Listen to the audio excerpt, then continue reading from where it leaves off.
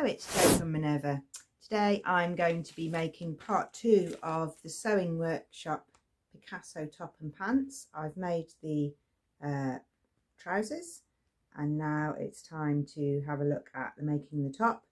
It's got some interesting design lines and quite a lot of versatility.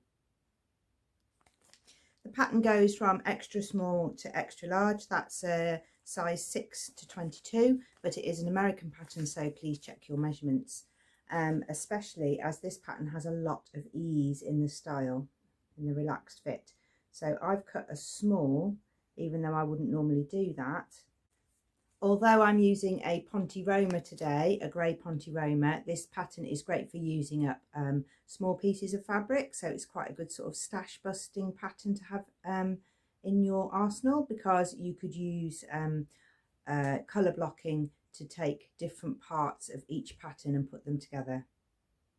Pointe Roma is the best fabric for this pattern. It is for 2- and 4-way stretch, light to medium weight.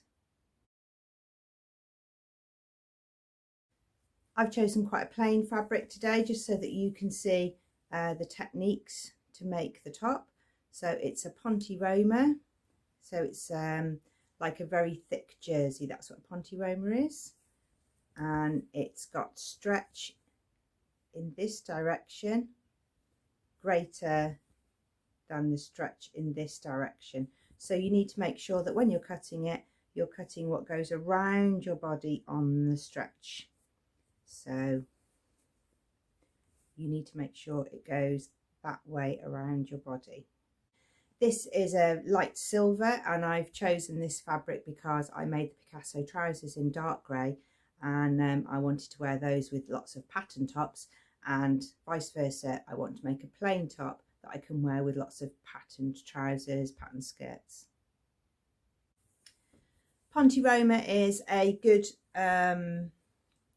introduction to sewing stretch knits, because if you sew with a viscose jersey, it's very drapey, it moves a lot, it slips off the table, it can stretch when you're sewing it. But Pointe Roma is a sort of introductory way to enjoy sewing with some stretch, because it's got a little bit in one direction but not in the other, but it's very stable and it's thick and it sort of behaves itself under the machine if you use the right needle.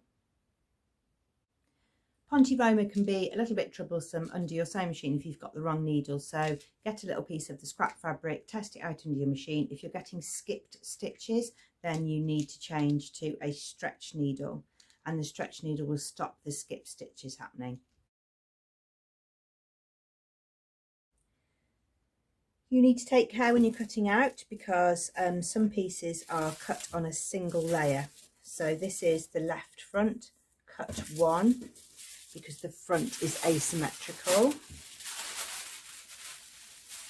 The right front is larger,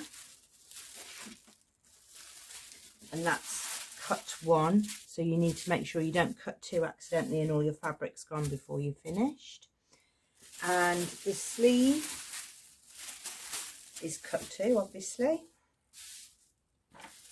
There's a pocket, and that's cut 1. There is a neckband, that's cut 1.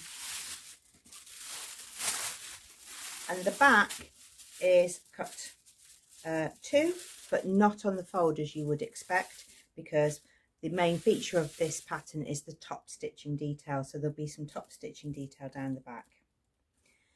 There are 2 techniques described on the pattern for joining the seams, because the main feature is the top stitching. So there's one here and one here, and there's one on the back, and it uses a technique called an overlap technique, where you cut out some of the seam allowance and then you put fusible tape on it so that you can overlap the second piece of fabric, and your stitch line is your top stitching straight away. It is a little bit complex. I did have a go at it, but I decided that the second technique was easier, where you just sewed the seams together and then folded them to one side and top stitched.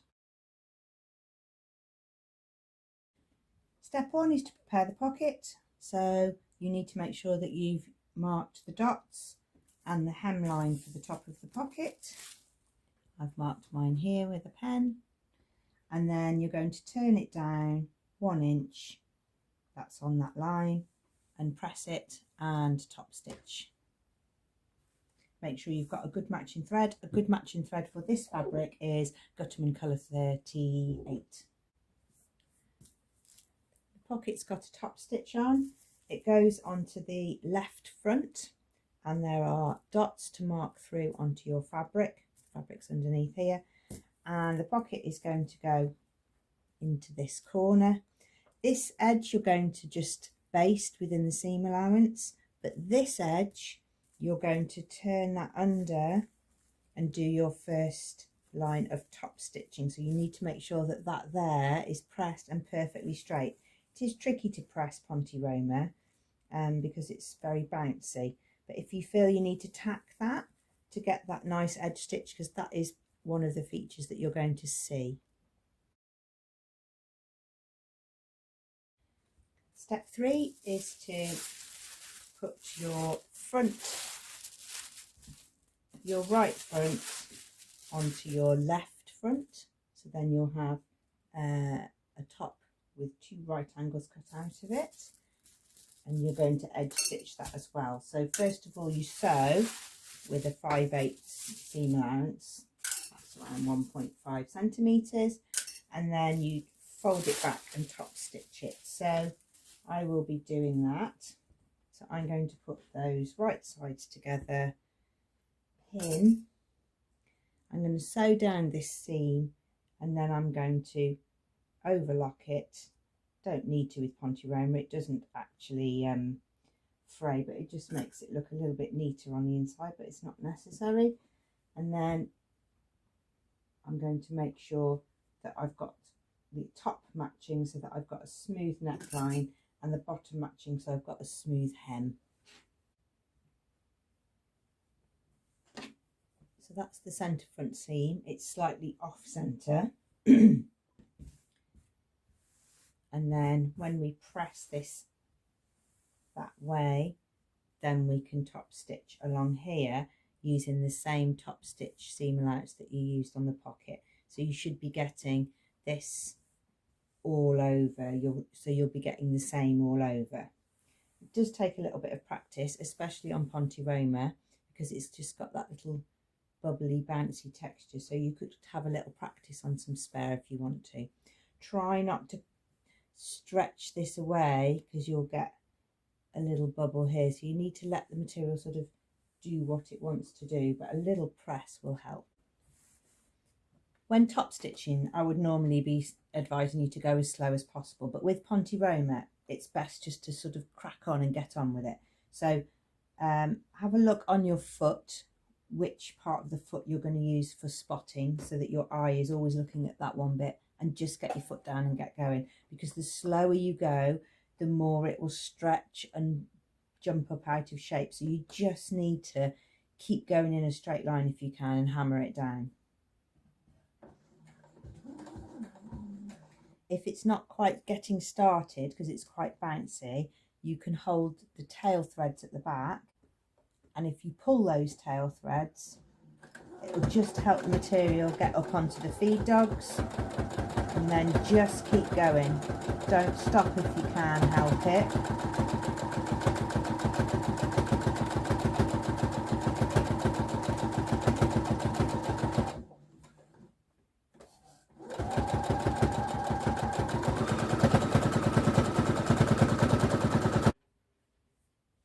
And you should be able to see when you keep going, you keep it in a straight line. Actually, there's a good example, because as I stopped to move the fabric along, I've gone a little bit narrow for a minute, and then I got my spot back for the end. So if you can keep going, that's really useful. It is the front feature of your top, so you need to get it just right. I've also found that having my stitch length on 4 rather than a really tight stitch, because this stitch isn't holding your top together, the seam you did before is doing that. So that decorative top stitch can just be a 4 length stitch, because then it can skip along better and it doesn't chew up the fabric so much.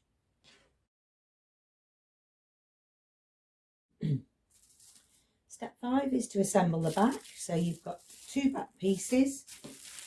You need to make sure that you've marked the dot here because that's how we're going to insert the sleeve piece, and that's important. And we're going to join this centre back seam in the same way that we joined that front panel. So we're going to sew it with a seam, overlock it, and then do that top stitching where we just crack on and try and keep as straight a line as possible.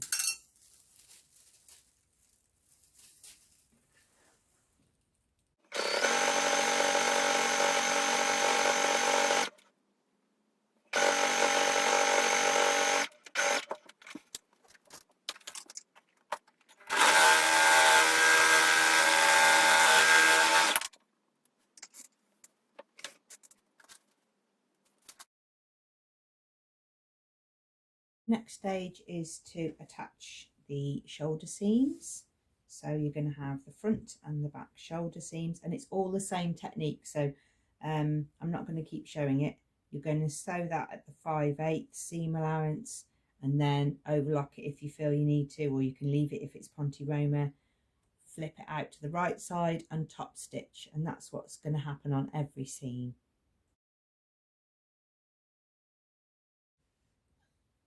The next part is to construct the neckband, and you absolutely need the stretch of the band to go along the length because you need to bring in the ease of the dual neckline. So you need it to stretch that way. Remember, the fabric doesn't stretch very much this way. So you're going to sew across the end so that you've got a neckband, and then we can quarter it and put it onto the neck hole.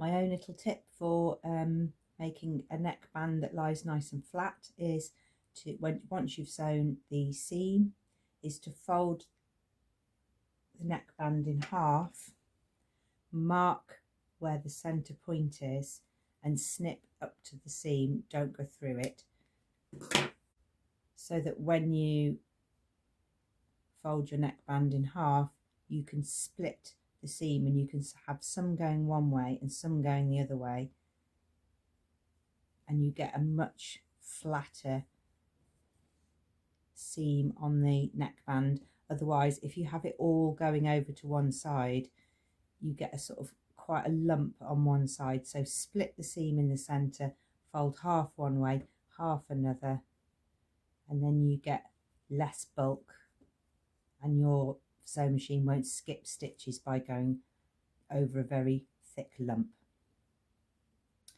Now you're going to quarter the neckband, so you're going to put a pin in that neck seam. You're going to fold the neckband in half,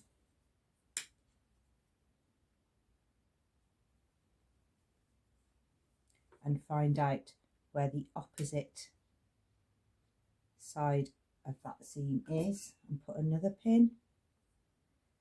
Then you're going to bring the 2 pins together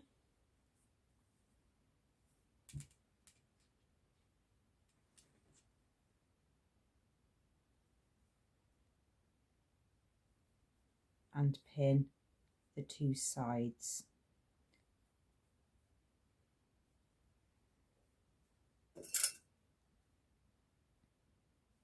This means that when you put the neckband on, you'll evenly distribute the neckband around the neck, so you won't get any gathers or puckers. So you're aiming for a neckband with 4 pins in: the black one, the white one, the yellow one, and the blue one, and that's put your neckband into quarters.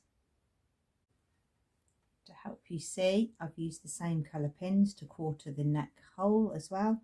So I've put a black pin at the back because that's going to be where my black pin of my neckband goes, white at the front, yellow at one side and blue pin at the other side, and that's going to help me to stretch that neckband into that hole. So your neckband will be smaller than the neck hole, don't be surprised about that. Once you've joined the neckband in quarters. So the neckband is now, look, on the outside. You need to stretch in this ease. Keep all the raw edges even.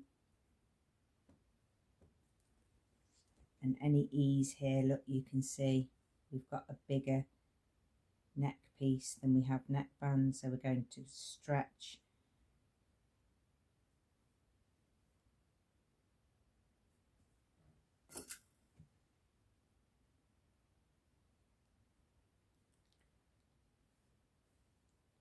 And allow the fabric to move around a little bit.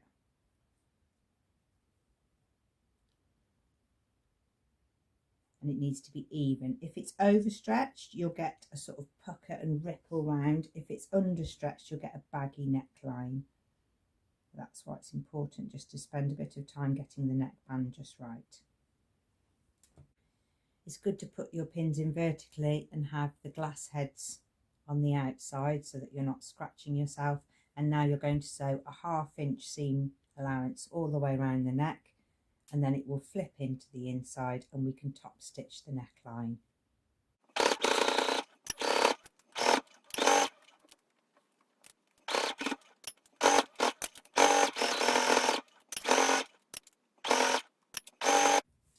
Once you've got the neckband on, you can see just pulling a little bit around there, but your top stitch and a press will smooth that out. So now you're going to do a top stitch that needs to be nice and accurate all around the neckline, and it's going to go, you sew it from the front and it's going to go through the front piece and through the seam allowance on the back, which is pressed down towards the chest.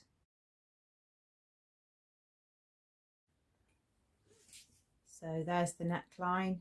Once it's pressed, you can see it's got rid of all of those little wrinkles. That back seam there isn't too bulky because we split the seam and have it 2 ways, and so that's how you fit a neckband.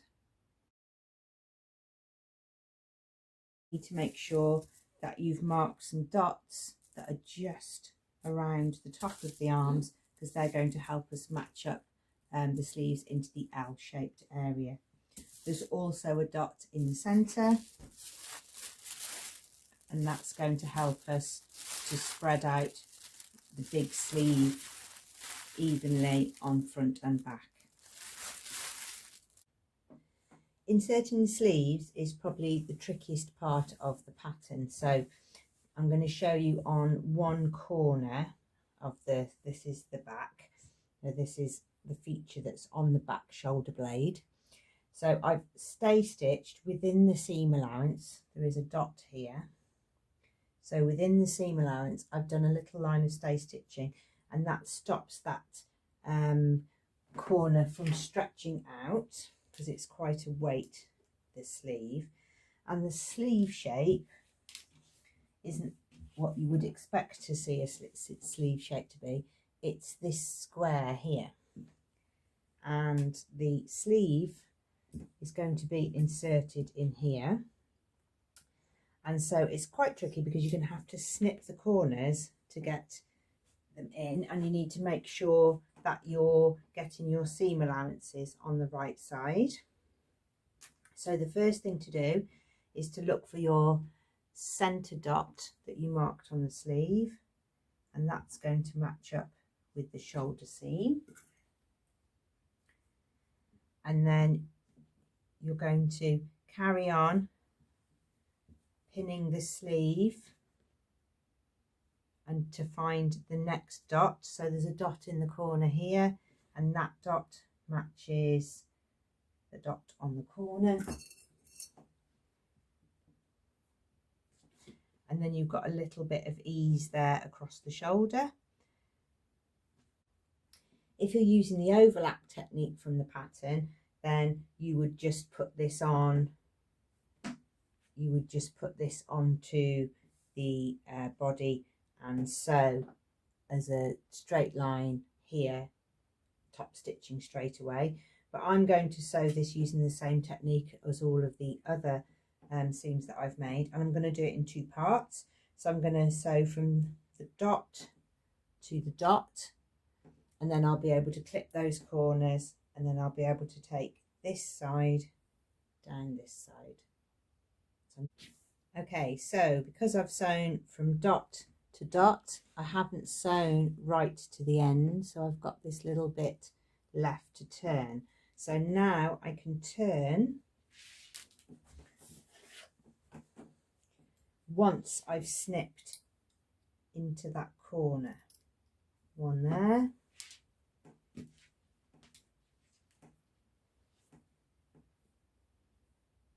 and one there.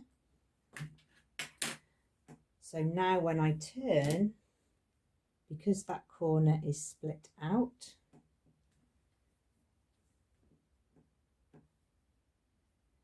I can match the ends and sew again, and the back will be split. So when you've sewn along the shoulder seam, the straight seam, I'm going to show you at the machine how to get this L shape really nice and flat. So from the reverse, I've done it in a darker colour to show you, I want this line here, and I want all that to lie flat. And from the right side, it's not been top stitched or pressed yet, but I want to have that showing from the right side, so nothing is puckering or bobbling. You just get that flat L shape. Okay, I'm going to put my needle back in and get myself back to that dot, and then I'm going to lift the foot but leave the needle in, and then I'm going to turn the fabric, pivoting and matching up those underarm seams. I'm going to pin that in place.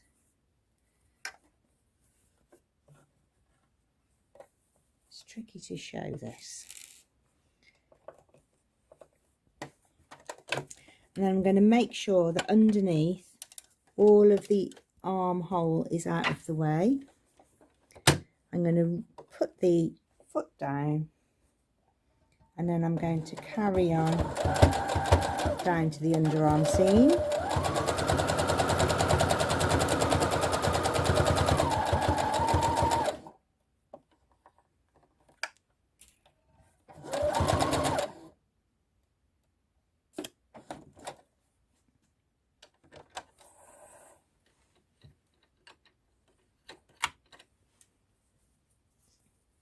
And then I'll need to snip on the reverse where I've got all this bunching here. I'll need to snip into that dot mark. So there's the little dot. Here's all my fabric bunching up around here, and I'm going to snip into the corner, and that'll release all of that bunched up fabric, so that you can have a flat right angle here and the fabric is split behind. When you've put both sleeves in, you then need to add top stitching to that L shape, and make sure that inside you keep this nice and flat. Don't get this all bunched up, otherwise you'll have sort of lumps showing around here. The last stage, apart from the top stitching the hem, is to sew from the hem all the way up the side seam. Make sure you join the underarm seam, then all the way down to the cuff. And you've sewn the underarm seam and down the sleeve, just where the sleeve hem kicks out so that it comes down here to this pivot point and then kicks out, it's a really good idea to snip it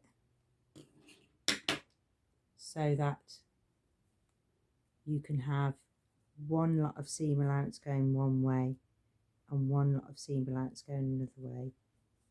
And it makes for a really nice flat seam. You can take out any other bulk.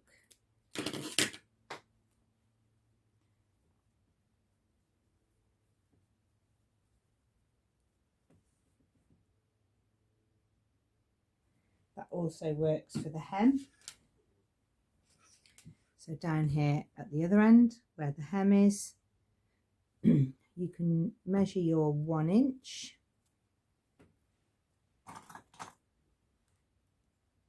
with the seam gauge to get it quite accurate, because you're going to top stitch it. And then inside, snip, and then you can have one seam band going one way and one seam allowance going the other way. And when you fold your side seams in half, your side seams won't be bulky either. Nice technique that.